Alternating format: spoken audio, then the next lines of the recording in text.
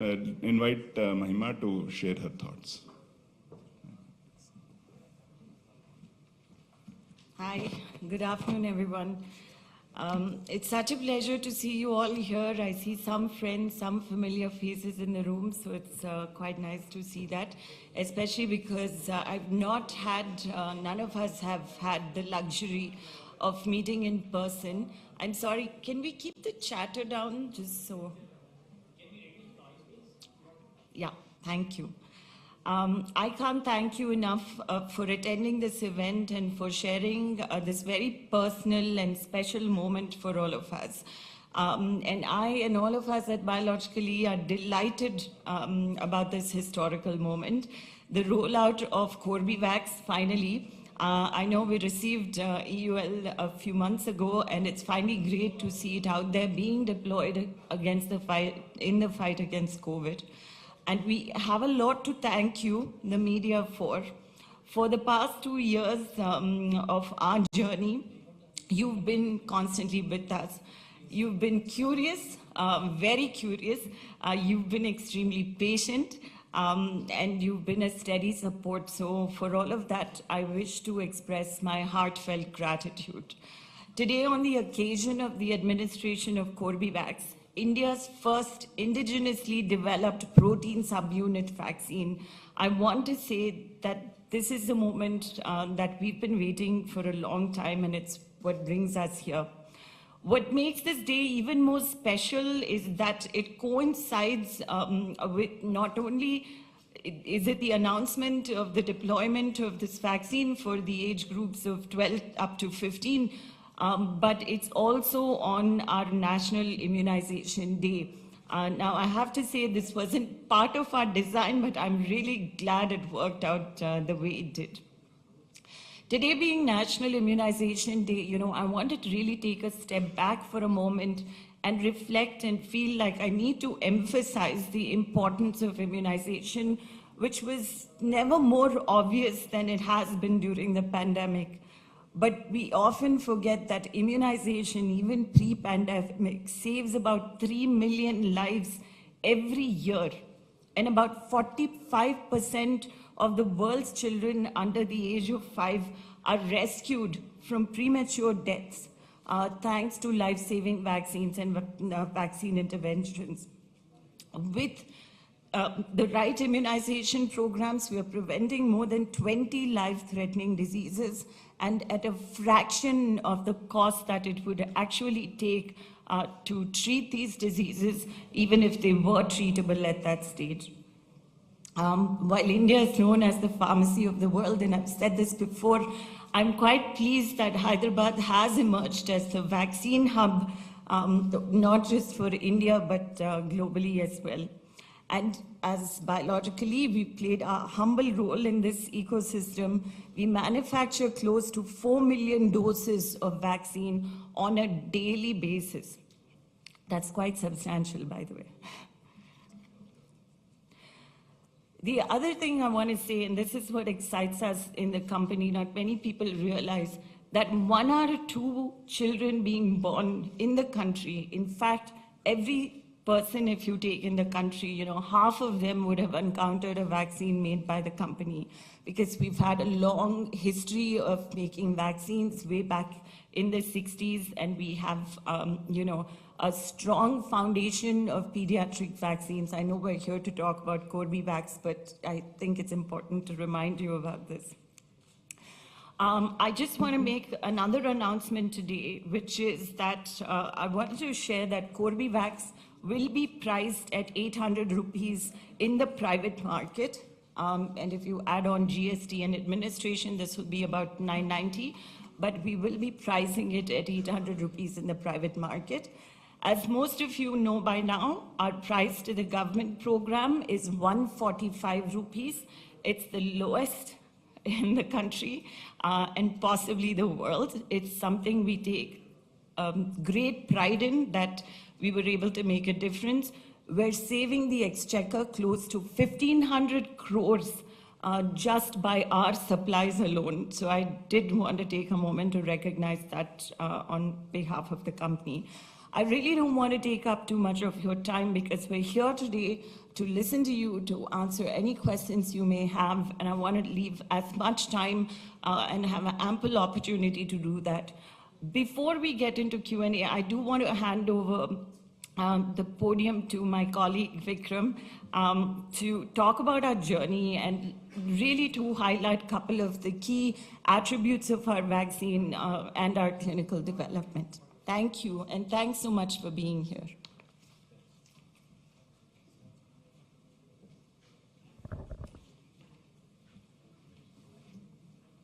Thank you, Mahima, and it's a pleasure to introduce our vaccine to all of you. And I will just take a few minutes to share the journey of this vaccine from the start of the pandemic to where we are today, where we are rolling out the vaccine to kids aged 12 to 15. So I'll start with our vaccine design, just to give you brief information about what the vaccine contains. So this is, I think all of you know, the SARS-CoV-2 virus. You can see here, the features of the virus with the spike protein, which is like a crown over the entire virus surface. And this spike protein is the basis of almost all the vaccines today in the world against SARS-CoV-2. So if you look at the spike protein in more detail, the spike protein at the tip contains a zone called receptor binding domain, RBD.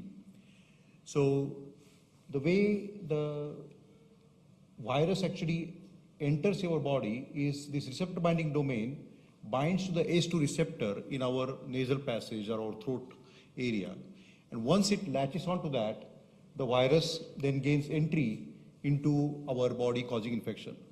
So the receptor binding domain is directly involved in allowing the virus to infect our body.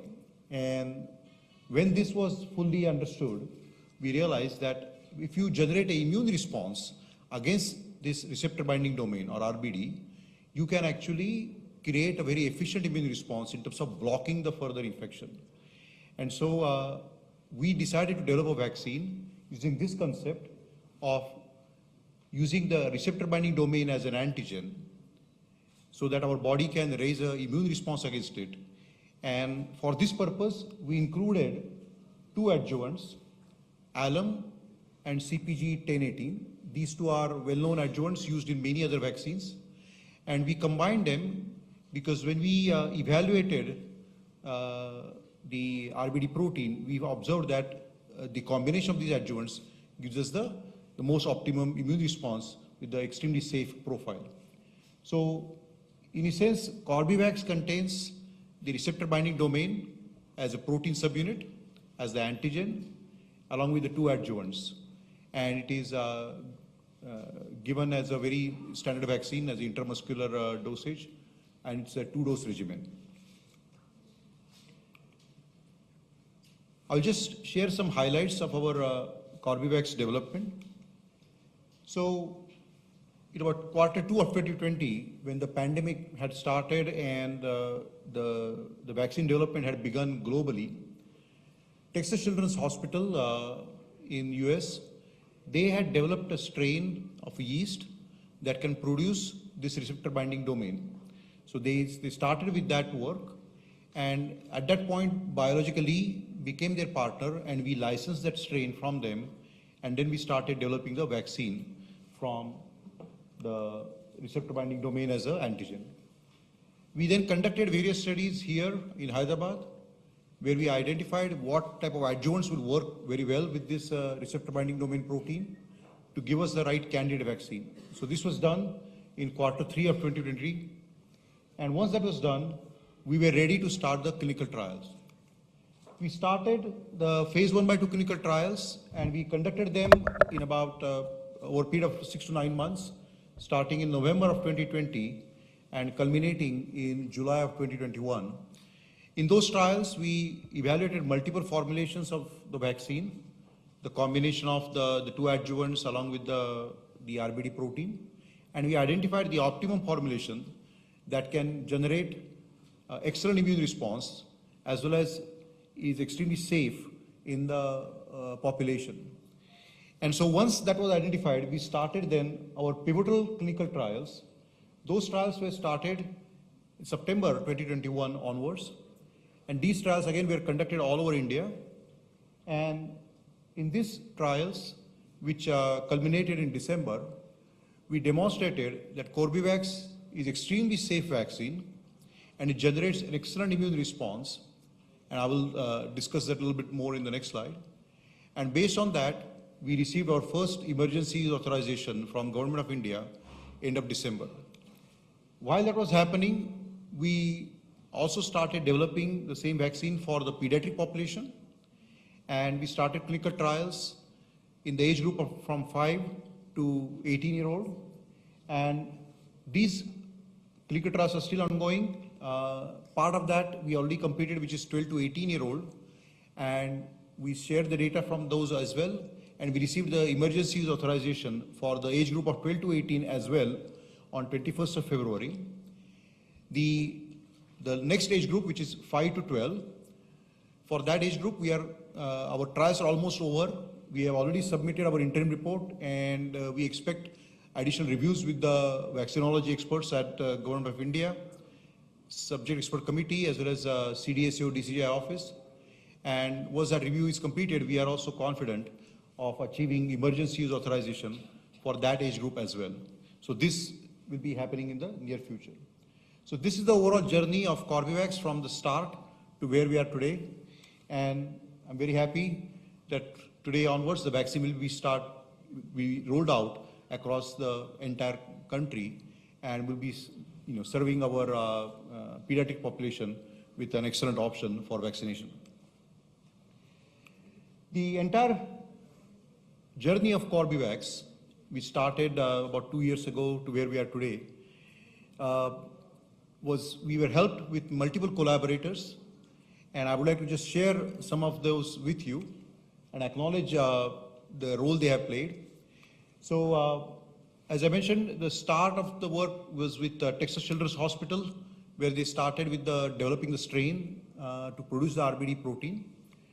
After that, throughout the entire journey of Carbivox, we have received significant financial support from BIRAC, which is a division of Department of Biotechnology as per the Government of India. And I would like to acknowledge that they have encouraged us throughout this journey, and we have had multiple reviews with them. They also provided us with important suggestions during the entire vaccine development process. They had a very rigorous vaccine evaluation committee where they would access global experts and review the data and the progress we're making along the entire journey. So this was a very important collaboration, not only just from a financial perspective, but also from a vaccine development perspective. We also received funding at the original stage from Bill and Melinda Gates Foundation. This foundation has helped many vaccine manufacturers globally, and they also played a significant part in other COVID vaccines as well. Biologically has a long history of working with the same foundation for some other vaccines as well, and in this case also they have supported us. Another collaborator we had during the journey is CEPI, Coalition for Epidemic Prevention and Innovation. So this organization was formed a few years ago to address the potential epidemics that may happen, and lo and behold, within their first 3 years of their formation, they had to face this pandemic of this mammoth proportions. And they have helped us a lot from a funding perspective, as well as also helping us with the vaccine development process by providing access to some key testing labs and so on. In terms of one of the other company from US that has helped us is Dynavax. So the CpG 1018, which is an adjuvant which is used in our vaccine, we procure it from Dynavax, and they made that adjuvant available to us, and that adjuvant is an important part of our vaccine. And then the various labs that are extremely important in doing all the clinical trials. As you know, in clinical trials, we are assessing immunogenicity of the vaccine, which is a very complex feature. And these labs have established various methods that allow us to evaluate how the vaccine is performing. The first lab was Nexalis of Canada. Next is THSTI, which is part of Government of India institution. It's in New Delhi. And then third lab is Dr. Dang's lab, is also in New Delhi. So these labs conducted all the testing from all our clinical trials, which generated the data in terms of the vaccine immunogenicity. And last but not the least, I would like to thank all the volunteers, more than 4,000 volunteers who participate in our clinical trials. And without their participation, this vaccine would not have seen the rollout today. So we are eternally grateful to all the participants in our clinical trials. This is a very important aspect of any drug development, and we are very happy that we could do all the trials in India. We have almost 35 centers where the trials were conducted, and India has become a very important clinical trial center globally in this pandemic because of the successful clinical trials we could conduct, and that was mainly because of the enthusiastic participation by all the volunteers in clinical trials. So I would like to acknowledge that because they formed one of the most important role in our overall development. Last part is, as I mentioned, some of the key attributes of Carbivox. And the first thing I would like to emphasize is this has an excellent safety profile with absolutely minimal reactogenicity. In our trials, we had given the vaccine to more than 3,500 subjects, and we did not see a single grade 3 event, single serious adverse event. We did not observe any adverse event of special interest, as they are called AESI. And not only we track the subjects immediately after vaccination, but we follow them for almost 1 year after vaccination to assess the safety profile. And so far in long-term monitoring also, we have not seen any severe events, any serious adverse events or AESI. Most adverse events that happened were very few in nature, and they are extremely mild in nature. So when I compare this to all the other vaccines out there, I'm very proud to say that it has probably the safest administration profile among all the COVID-19 vaccines. Now this is expected because our vaccine is based on a very proven concept of protein subunits, and so there is a track record of many years of vaccines of this nature being administered in an extremely safe manner globally. Second aspect of our vaccine is it generates very robust humoral, which is antibody, as well as cellular immune response. This is an extremely important part of COVID-19 vaccine. And what we have observed is the most important characteristic of any COVID-19 vaccine is ability to generate what are called as neutralizing antibodies. These are the antibodies which are generated in our sera, our blood, which neutralize the virus. And that is extremely important to prevent symptomatic infection and severe disease. So one of the most important property of COVID-19 vaccine is its ability to generate these neutralizing antibody titers. And I'm very happy to report that our vaccine generates extremely robust neutralizing antibody titers, and in our clinical trials, we showed that these are superior to Covishield in terms of not only the ancestral strain, the original strain that came from the first wave of pandemic, but also the Delta strain, which caused so much havoc in the second wave of the pandemic globally. So this is one of the most important aspects of our vaccine. Another one is its ability to generate neutralizing antibody titers, not only against the ancestral strain, but also ability to cross-neutralize multiple variants of concern. I think all of you are probably now familiar that the original strain, which is called the ancestral strain or the Wuhan strain, is no longer circulating globally. What are circulating are these variants of concern. So depending on which part of the world, some places we have had beta strains, some places gamma strain, but most of the world was engulfed in the Delta strain for almost 8 months till December of last year, when Omicron strain appeared on the scene, and now that is also circulating. So our vaccine not only generates very robust response against the ancestral strain, but we have shown through very standard methodologies that it can generate neutralizing antibody titers against the other variants of concern, such as the beta, the delta, and the Omicron.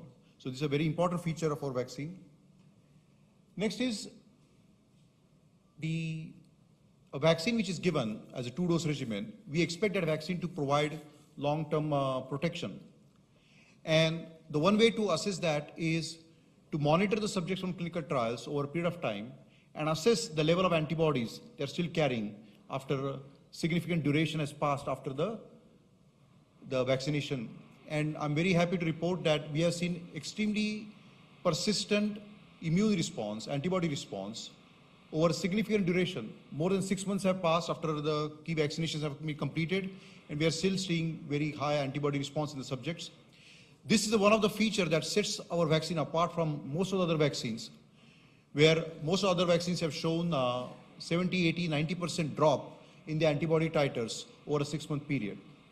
The reason the mRNA vaccines, they had to give a booster dose after 4 months, 5 months, after the first primary vaccination series was over, was because of the rapid decay in the antibody levels. And once the antibody levels start decaying and going down, the protection also start to diminish. So what we have seen is in our experience, in our clinical trials, we are following the subjects for, as I mentioned, for significant period of time after vaccination. And not only we are seeing that the subjects are still showing very high antibody response, another aspect of that is we are not seeing symptomatic infections in those subjects. So when you look at a vaccine effectiveness, we are seeing very high vaccine effectiveness by prevention of symptomatic infection and severe disease and hospitalization. So when I compare the data that we have now gathered, we have now more than 1,000 person years of surveillance for our vaccine, and we have seen so few cases. We have seen less than 10 cases of symptomatic infection in our vaccinated subjects. And that is probably the best among all the COVID-19 vaccines currently available. And the last part, I would like to just give an update on our manufacturing. Any vaccine will become successful only if you can supply it in the scale that is desired by the market. So Biologically has an established track record of supplying these type of vaccines globally. We have been doing it for many years. As our MD mentioned, we are proud partners in immunization programs of India as well as all over the world. And we will be using the same type of facilities which are qualified by global authorities to produce Carbivox as well. Just to give you an idea, we supplied almost 3 billion doses of vaccine in last 5 years. So that's the kind of supplies we have done globally and will be producing Carbivox on a similar scale. So we have multiple facilities in Hyderabad that manufacture and will be manufacturing Carbivox. Carbivox contains multiple ingredients that we have to manufacture, the RBD antigen, the formulations, then we have to fill in vials and so on. So all of those are done here in Hyderabad, and the facilities are qualified and operating at a capacity to produce billion doses of vaccine per year. So we have a substantial capacity that we have allocated to produce this vaccine. This just to give an idea, this is from our manufacturing side. These are the large fermenters we use to produce the RBD protein. These are the filling lines which are used to formulate and fill the vaccine. And this is our personnel that are inspecting the vials as they are getting packed.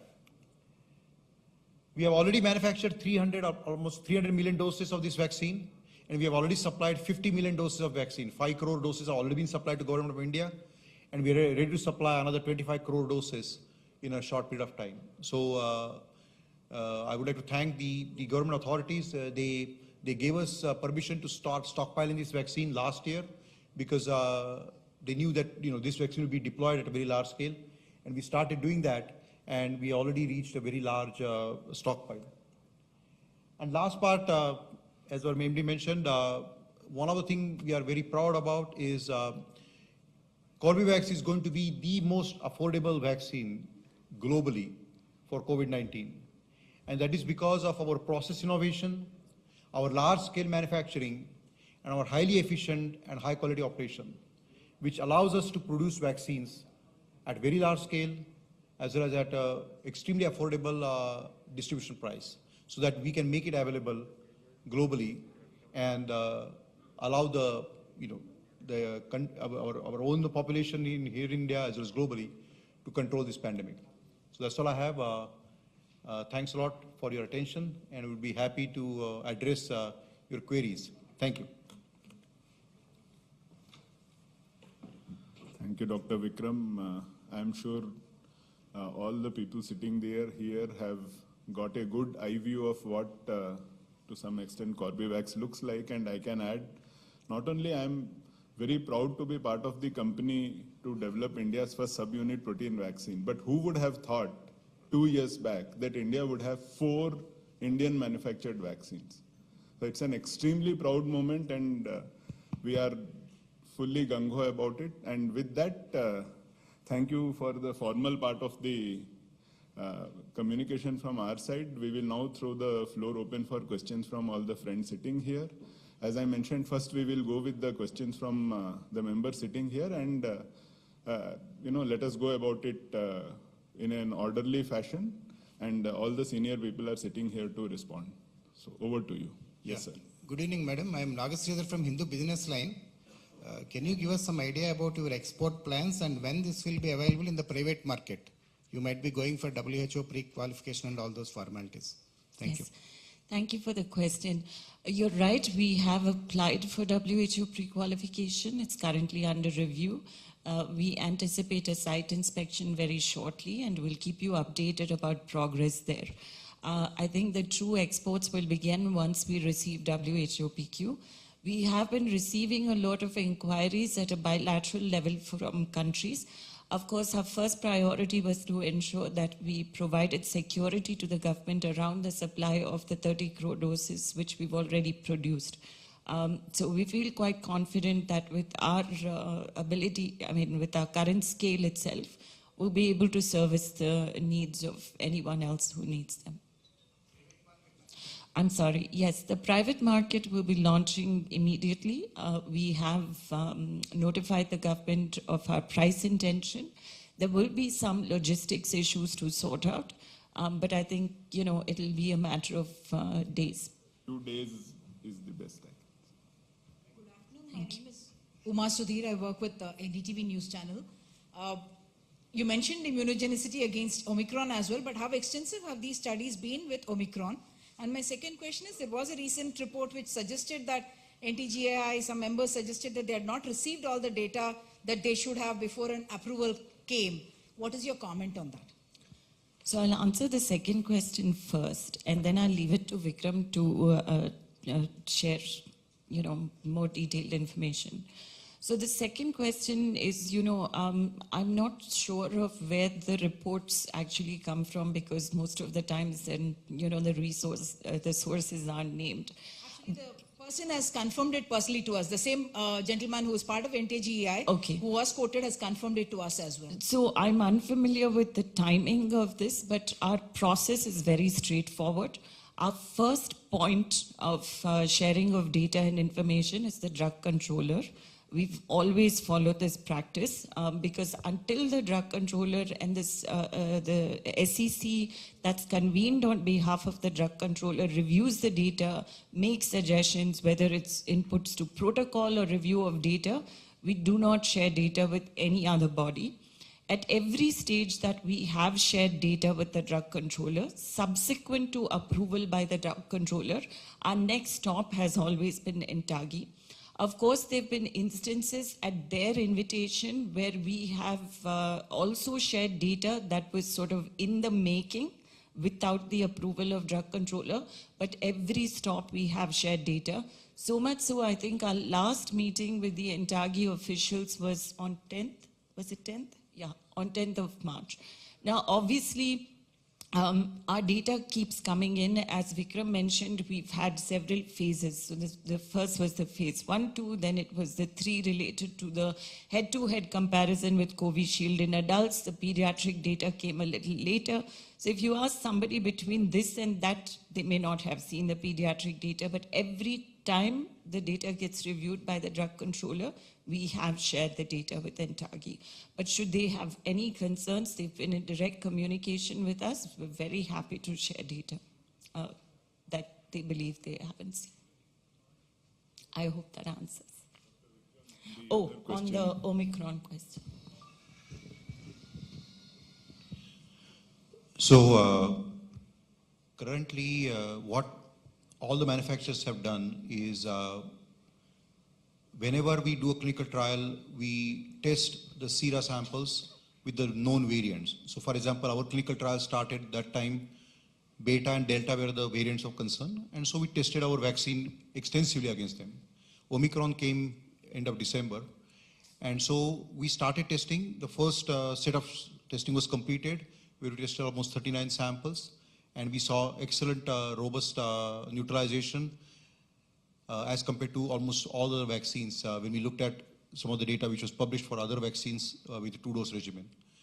So I would say right now, we are done very similar to what other manufacturers have done to assess the ability of the vaccine-induced immune response to neutralize the Omicron variant. Now, obviously, some new variants will come up, BA2, which is the next version of Omicron. We'll evaluate that as well once we finalize and standardize the methods and so on. So this is an ongoing activity, and unfortunately, this vaccine is keeps on mutating and keeps on generating variants. So we'll have to keep on evaluating the vaccine immune response. Incidentally, this data was shared with Entagi as well, just to clarify. Yes, ma'am. You mentioned about the virus mutating, this RBD per se.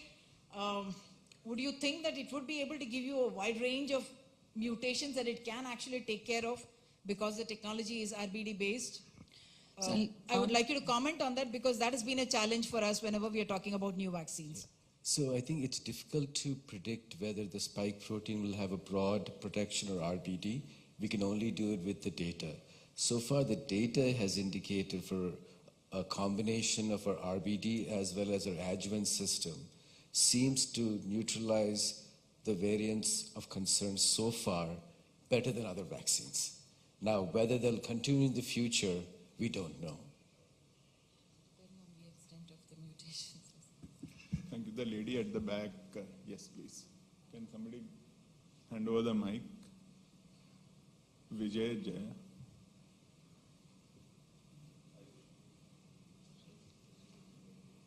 You can state your question. Good afternoon, I'm Rishika from The Print. So I have 2 questions here, although you've specified a lot about the antibodies and the kind of results you're seeing. But is there any particular efficacy data for this 12 to 14 age group that you'd like to share? And also I have a follow-up question on the Entagi that you've already answered, but the body has not particularly given clearance for administration of this particular vaccine in children. So what do you have to say about that? So I'll answer the first question related to efficacy. I think it's really important for people to understand what an efficacy study is. So please indulge me, for those it's not obvious. An efficacy study is when you don't have an existing vaccine and you are testing a new innovation in a naive population. That gives you an opportunity to do what we call is a placebo-controlled efficacy study, where you say based on statistical modeling, you take 20, 30,000 people and you keep a cohort of people that you immunize. But it also means you have to keep a control cohort of people that you do not immunize, okay? So efficacy studies are possible when you don't have any treatment or intervention, because then it's not unethical. Nobody has any options, right, at that point. Efficacy studies are considered unethical, and the scientific community will endorse this, when an intervention becomes available. So about 6 months so about 6 months into the pandemic, vaccines started to become available and they were rolled out. So there came a point where efficacy studies were, one, unethical to do, because how do you convince 30,000 people at the height of a pandemic not to take an intervention that's being made available to them, right? Second, because of the widespread of infection, how do you control a vast cohort of unimmunized, naive people? And this became an issue for several people who were trying to recruit volunteers. So efficacy studies at one point no longer became feasible. So we approached our regulators and we said, what is the path? What is the scientific path to licensure? Now, typically in all other vaccines, whether you take pneumococcal vaccines, are pentavalent like Hib, hepatitis B, JE, what have you, an innovator does an efficacy study, some correlates of protection are established, and you're allowed to follow through by doing what is called a comparator study or an immunobridging study, where you do a head-to-head comparison against a vaccine that's already licensed, and you assess against some parameters. In this case, we assessed against IgG, which is antibody response, but also neutralizing the quality of antibodies, right? So we then went and received formal advice from UK's MHRA, a stringent regulatory agency, and based on that advice, designed a protocol that was to be an immunobridging study, and approached our regulators who were quite comfortable to endorse this approach. Incidentally, there are several countries following this approach in addition to India. UK I mentioned, although they gave us advice, they are licensing products based on that. South Korea, EMA, Canada, South Africa, I believe, Taiwan. So that's point 2. The third point is, the world also recognizes the original efficacy studies were done against the ancestral Wuhan strain. Efficacies moved on because the strains moved on. And what is the relevance of efficacy and the kind of coverage of protection is no longer relevant for the current circulating strains. That's point number 3. So coming back to immunobridging, this was the advice we were given. We went to the regulator based on that advice. In addition, our regulators said that in your comparator study, we expect you to prove, normally we do what we call as non-inferiority studies. That means about 10% you could be, here or there, taking into account statistical stuff and your analytical assays. But in this case, we were asked to demonstrate a higher bar, which was to demonstrate superiority, and the comparator that we used was Covishield. So the data that we talk about, the 3,500, all these subjects, is based on the head-to-head immunobridging study to demonstrate superiority against Covishield, the parameters which we met, and that was the basis of licensure. The second question was? I think to the question about children, what we have done is, as with anybody else, we're not able to do an efficacy study. What we do is we do the similar immunogenicity study in the children and compare it to our adult study, and we do the effectiveness post-immunization. And everybody's done that, by the way. Sorry. So this second question was a repeat of an earlier question on Entagi decision. So Dr. Vikram, would you like to add anything? Or? Actually, I think that's best for Entagi to comment on, because we've presented, there's clearly been a communication that helped both the government and the DCGI endorse this rollout. So I think that's best directed to Entagi members. If I may add that, we have regular meetings with the Entagi as and when they are convened, and we present our data and it's deliberated. So decisions are taken post that. Can I ask a question, madam, here?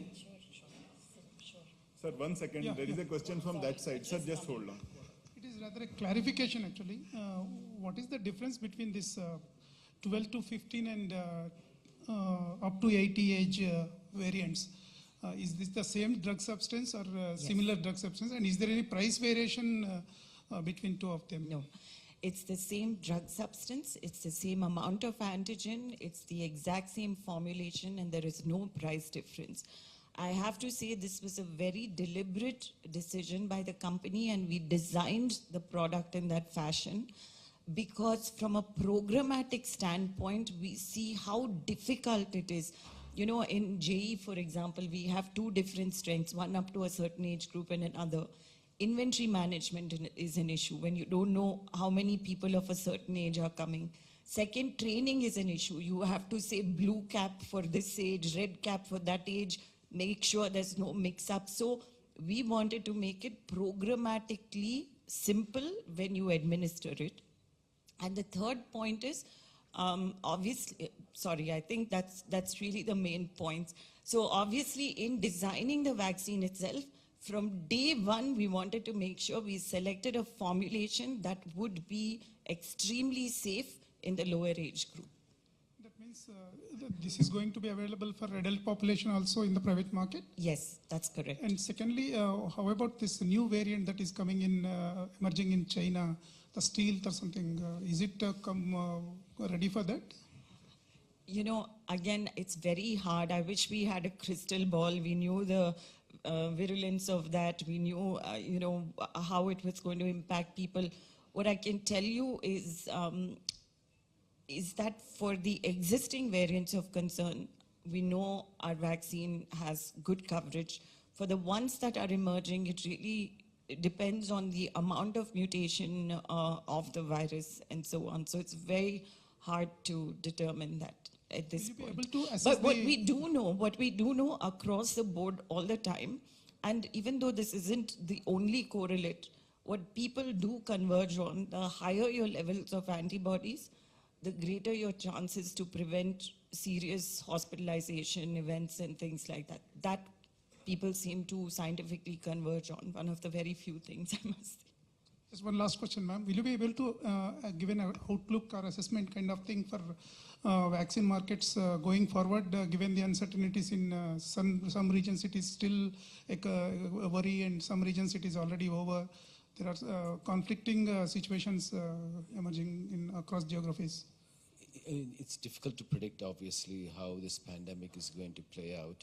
But I think one thing is clear: as the world immunizes itself, either through vaccination and also through infection, you're seeing the severity of disease coming down. So we do anticipate this pandemic situation to end, and it'll become endemic. Now, whether that translates into a annual vaccine or not, it's difficult to tell. So I think as a vaccine company, we didn't build our company based on a COVID vaccine. So we have the ability to redeploy our assets for our routine vaccines. At the same point, be ready for any emergency, not only for India, globally, with obviously the appropriate lead times for the supply. So I think that it's not us. I think the global community has done that.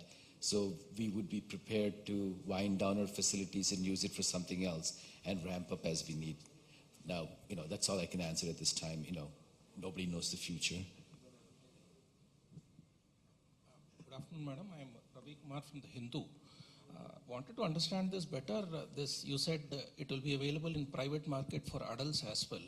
So would it also be supplied to government for adults, or it would be only for 12 to 15 that you will be catering to in the government sector?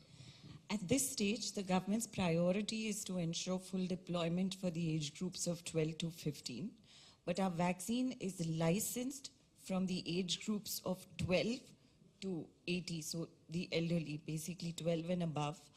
And so the usage will be wherever primary immunization is still needed, whether it's in private market or wherever. If they're using it for primary immunization, it can be used, so above the ages of 12. But when it comes to the government program, clearly the focus right now is to ensure that the vulnerable 12 to 15 who are naive to vaccines immediately get these vaccines.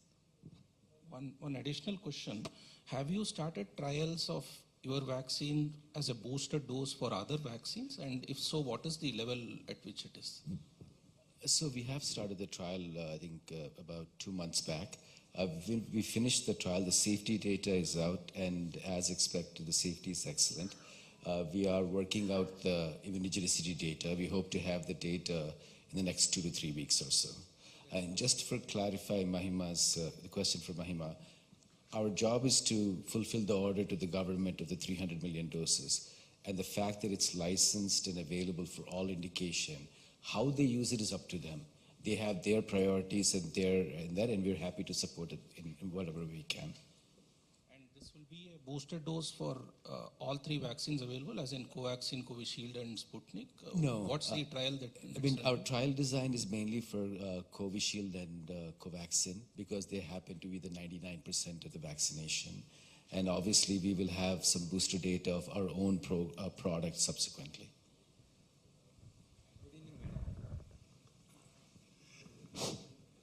Good evening, madam. My question is, madam, I am from electronic media. My name is Vijay. Madam, actually, Biologically Limited is a pioneer in pharma industry. Being a pioneer in pharma industry, you have collaborated with Texas Children's Hospital and also with Baylor College. I just wanted to know why you have collaborated with them. Is it on a R&D purpose or for clinical trials, madam, you have been collaborated with them? For R&D.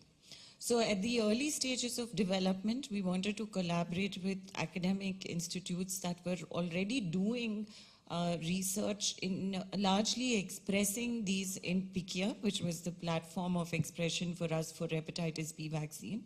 So we actually evaluated multiple academic institutions that were conducting this type of research and narrowed it down to Baylor, who's had a lot of experience with the original SARS constructs. So they were very quick to support us with the clone development, with changes that we needed on the clone for stability, for manufacturability. So it's really for R&D purposes. What about you did any clinical trials in the Children's Hospital, madam? No, we've not done clinical trials in the United States, no. And Texas Children's Hospitals really supports Baylor to do their research. So that's the connect. Now Carbivox is an Indian vaccine or an imported vaccine? It's an Indian vaccine. Okay. It's made here in Shamirpet and completely from scratch is made until the finished product, packed, inspected, supplied, everything right here in Hyderabad. Thank you, madam. Thanks so much. Thank you. This is Sharath from BizBuzz. I would like to know some clinical trials or research, what is happening for vaccination below 12 years of children. So I think some of you may know this, but we've approached the drug controller for reviewing our data related to clinical trials that we've completed in the age groups of 5 to 11 as well. We anticipate that an SEC meeting will be convened, as is the usual practice, and we'll be happy to answer questions that they may have, but that will get reviewed in due course. I think some people have already reported, our request that that we made the application and that we expect review on this. One request, last couple of questions, because our online media friends are waiting patiently. Yeah, one additional question here, sir. Yeah, one clarification. I think as we seeing the evolution of the disease, we intend to start development of this vaccine all the way to 6 months, not knowing how the epidemiology will change. And we're fairly confident on the safety profile of the vaccine that we can go down that level. But obviously the safety and the clinical data will determine that. One question here, sir. Ravi Kumar again from the Hindu. This government order of 30 crore doses, would it stop with that, or have they informed you that they will require more? If so, by what time frame and how much? I think we're in constant engagement. I think the 30 crore doses is quite a large volume, as you can imagine, and it will depend on the absorptive capacity of each individual state, how quickly they're able to immunize, and so on and so forth. But we're in touch with them literally on a daily basis. to help manage their inventory and their needs.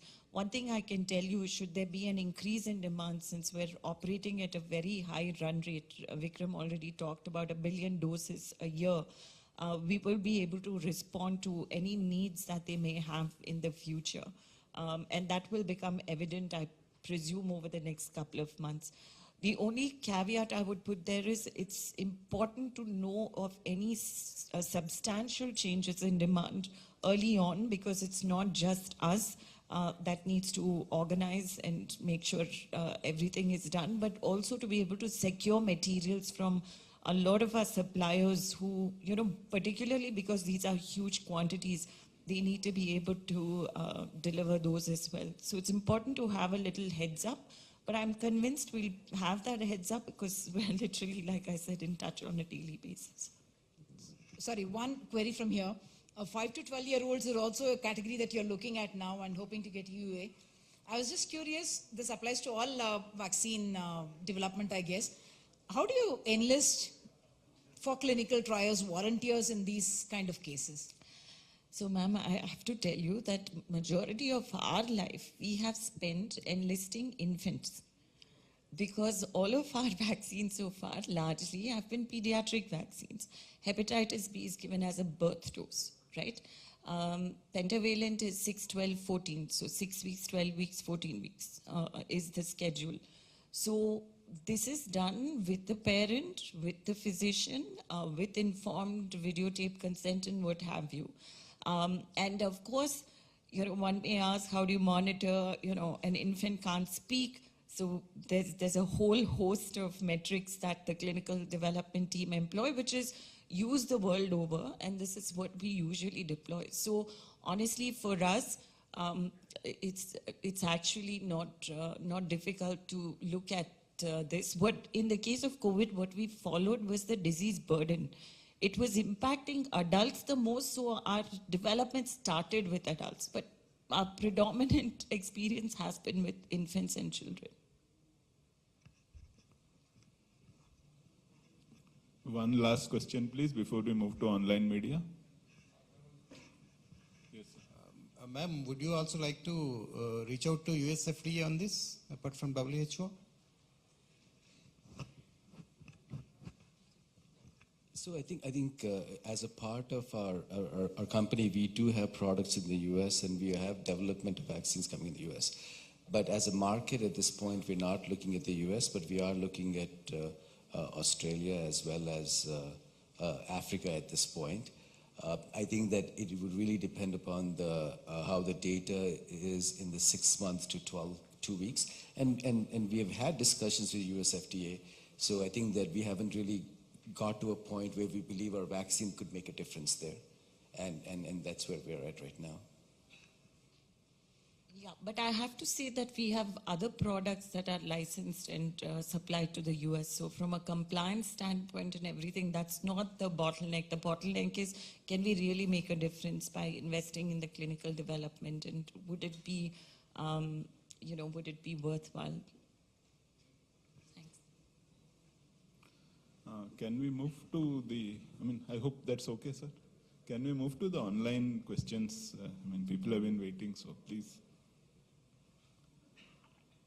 The first one. Yeah, so there is a question from Ms. Tina Thakkar. Where are the results of phase 3 trials on Indian children aged 12 to 14 years, efficacy data against Omicron and safety profile? Tina Thakkar, Senior Assistant Editor, The Economic Times. So the data on the adult and the 12 to 14 is available on our website as well as a product insert. So whatever data the regulator approves of product is automatically uploaded on our website as part of the product insert. Omicron is not a prerequisite for licensure. So we have done the study. So that is not part of a regulatory package, but we have disclosed it to NTAGI. I think over the next probably week to 10 days, we will publish it. I hope that answered the question, but also related to the rest of the data on the phase 3 studies conducted so far and everything, All of that data is available on our website. It's part of the pack insert. Thank you. There is one question from Ms. Geeta Nair of Financial Express. Can you share production plans? What is stock at present and how much will you ramp up? Will you start exports? If so, when and where? What are the commitments made so far? Geeta, we have to worry if we should ramp down, but just to let you know, I was sharing that we produced 30 crore doses, that's 300 million doses, which is sitting, 25 of which is sitting in inventory at our place, 5 of which has been delivered across 17, I believe 17 different sites in the country. Our monthly run rate will be about 100 million doses. The key question is not having predictability about offtake, not knowing when exactly would boosters get expanded, would the age get expanded, would export markets needed. These are all variables that we're dealing with really on a daily basis. So, you know, we have to manage carefully to ensure what our production plan henceforth should be, but we have the ability to produce at 100 million a month. Thank you. I'll move to a technical question from Ms. Banjot Kaur from The Wire. In how many sites the clinical trial for immunogenicity and safety is going on for children 12 years and above? Have all the sites completed their trials and reached endpoints for the set trials? Dr. Vikram also. So the 12 to 18 and the 5 to 12, those trials were conducted as part of the one large umbrella trial. I think almost 20 sites within India participated in that. All the dosing is completed. So we recruited all the subjects. They received the 2-dose vaccination. We received their sera samples. Testing is going on. 12 to 18 started a bit earlier, and so most of the data was available a bit earlier, and so we submitted that, and we received the EUA for that. 5 to 12, we already obtained interim data, which we have submitted as part of our EUA application to Government of India. And as you know, the trial is not just a one endpoint, one day. It does continue. We update our data to the government review committees. And the primary endpoint is to demonstrate from a safety perspective is after the completion of the vaccination, 1 month later, the safety events of that. Those are almost completed now. And the immunogenicity endpoint, again at that same primary time point, will be completed fairly soon. So for the 12 to 18, we are almost done. 5 to 12 also will reach very soon. So I would say, the main trial execution is almost complete, but our monitoring will continue till 1 year after the vaccination. Sure, thanks. I hope that answers the question from The Wire. There is one live question. We'll just play it for you. Hi, ma'am. I'm Suraksha from Deccan Herald. Can you hear me? Can you hear us? Yes, we can hear you. Okay. Yeah. I'm talking to you from Bangalore, ma'am, and there are 3 trial sites in Karnataka that are part of the trials of Carbivox. So according to the CTRI, 624 children aged 5 to 18 are a part of the trials. How many of these are 12 to 14? And when can we see some data on the safety profile or immunogenicity in the public domain? Because the only paper we have is on MedRxiv that was posted on March 9th. Yeah, I think go to our website, check out the data related to the pediatric trial. Our pack insert is there as well. So the 12 to 18 data will be available. The 3 to 11 or the 3 to 12, however you want to call it, that data will be made available as soon as the DCGI and the SEC have had a chance to review it. And our policy is not to make data available until it's been reviewed and approved. I hope that answers your question. I'm sorry to interrupt you, ma'am, but I'm looking at your package insert. I can't seem to get any figures on how many 12 to 14-year-old kids. Exactly how many 12. Please hold on a second. Do you remember? 312, I'm being told. But we can get back to you on this. Our team is making note of the specific number of subjects. So our team will come back with an exact number to you. And the data, ma'am, when can we see some in the public domain, be it on the safety profile or the immunogenicity in this age group? So the data is in the public domain when it's on the website and the product insert. Are you talking about a scientific publication? Yes. As I said, it's right now, the paper is being, the adult immunogenicity data is being reviewed by our partners. That will be published first.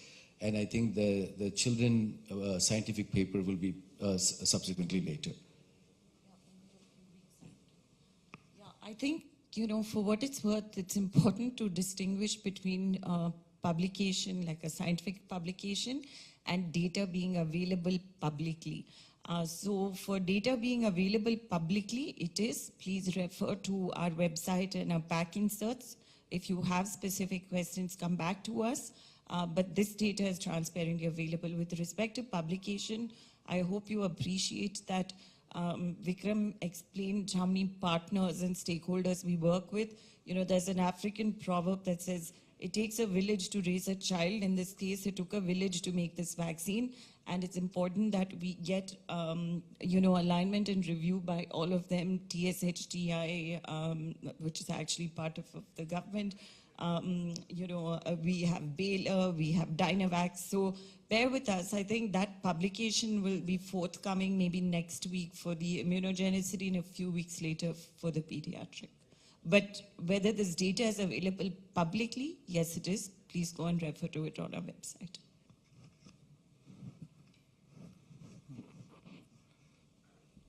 Just hold on, give me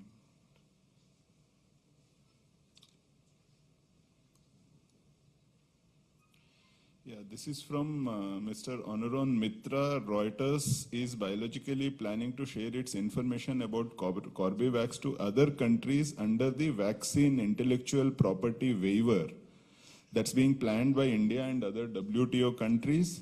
Is it already in talks with the Indian government and other WTO countries about this? Okay, so 2 points. One is to just clarify that Baylor, who made the original clones and so on, have already waived any IP restrictions. They waived their rights over this because they want to make sure that this is as accessible as possible. So that's the first. The second is we come across a lot of discussions, as you can imagine, on how critical IP is and how its waiver is important and so on and so forth. I do want to say that I don't believe IP is the only obstacle. Actually, the more serious obstacle is one, having this infrastructure. I think India was able to respond so quickly because we had manufacturers that had this infrastructure because they had a history of vaccine production and they were supplying vaccines, pediatric vaccines for routine use. So one, infrastructure and resources. Second is trained manpower. I have to tell you, Moderna has waived their IP related to their mRNA technology. Does it mean that 15 different countries and 100 different manufacturers can make mRNA vaccines tomorrow? No. So I think it's important to recognize, what role IP will play, should play and not play. This is not to say that companies shouldn't behave responsibly, particularly in the event of a pandemic, but just to acknowledge that that is not the main obstacle for vaccine access. And today I will argue there's really, with the exception of two things, one of money or resources, and the second is the manpower and training for countries to absorb the vaccine, whether they have the health infrastructure to administer the huge amounts of doses like our country did so remarkably well. So these are currently the main obstacle. Vaccine supply is no longer an obstacle, and I never believed IP was the only obstacle. So we are not in any discussions as such because even with the people we have been in discussions, it hasn't been because of IP reasons. It's been to look at more long-term strategic partnerships around manufacturing. My colleague will add to that.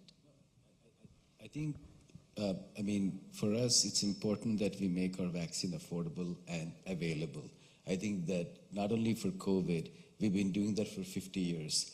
So And as such, if there is our inability to ramp up at that point, we have talked to local partners about sharing the technology as well as helping them make it. I think that that's more important than making your IP available. Is just making IP available is not going to result in a vaccine, but we are engaged in active partnerships to transfer our technology and enable them to make it, which is likely to lead to a much more successful availability of our vaccine. Thank you. The next question is on a slightly different note. This is from Anuradha Mask. I assume it is Mascareñas.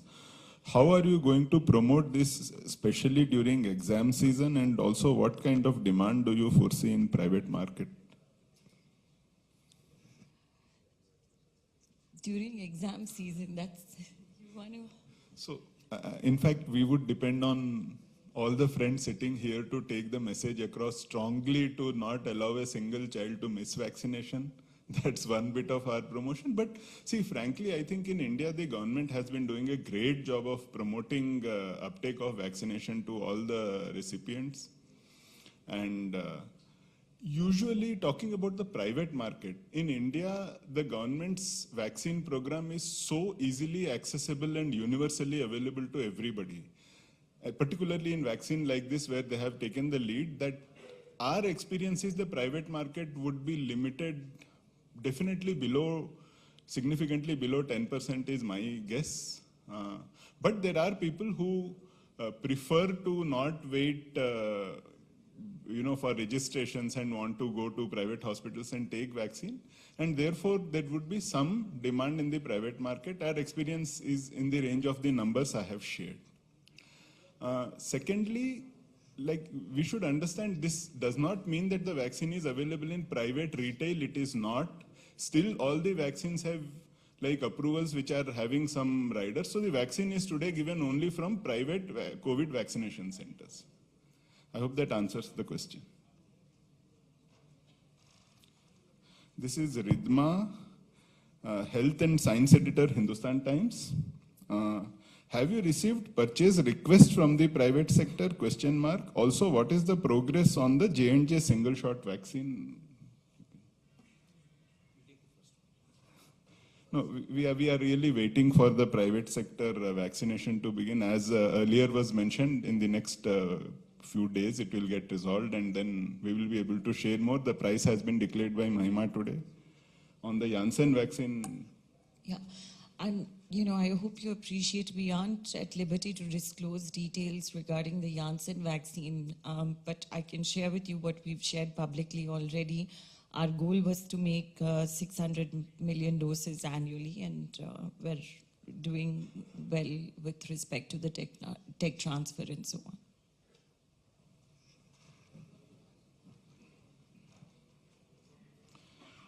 This is Pooja Biraya to everyone. And the comment is, you say yours is the safest vaccine, so are the others less safe, and how? Dr. Vikram. So I think all the vaccines are safe. I think there are two questions. Is that some of them have deployed new technologies where you're seeing some safety events later. And obviously, our definition of safe is as of right now. Where we're confident is we've used a time and tested technology that's been in vaccine manufacturing since early 80s, which is a recombinant protein adjuvanted vaccine. And our safety data that in a comparator trial demonstrate that both vaccines were equally safe in terms of severe adverse event. On the mild adverse events in terms of local reactions, ours was about 50% less. So I think safety is a very subjective word. So hopefully our vaccine will induce less crying. This is one question, after which I think I've been requested by Vijay to take a short break because there is a certain photography to be done. So therefore, this question is from Priyanka Pulla, and independent journalist associated with The Wire. There are 2-3 parts of the question. I'll just read out in detail. Are the results of the 2,140 participant comparator trial with Covishield published yet? What about the adult immunogenicity trial with 1,268 subjects? And part 2, how many children were there in 12 to 18 year subset of the immunogenicity trial? How many in the 12 to 14 age group? Are the results published yet? I think we've answered the question about the publishing. All of the immunogenicity data, the 2,000 odd plus the 1,000, is available on our website. Please refer to it. So it is publicly available. That data, the publication of that data is currently under review. We anticipate publication in about a week's time. We will come back with the exact breakup of the 12 to 18 and the 176 in the 12 to 14. And overall 12 to 18 is 312.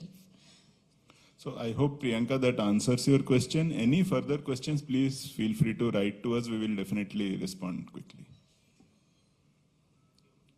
So can we take a short break? Vijay, are you ready? We can complete. There was one formality of a photograph which was required, I think. So if you can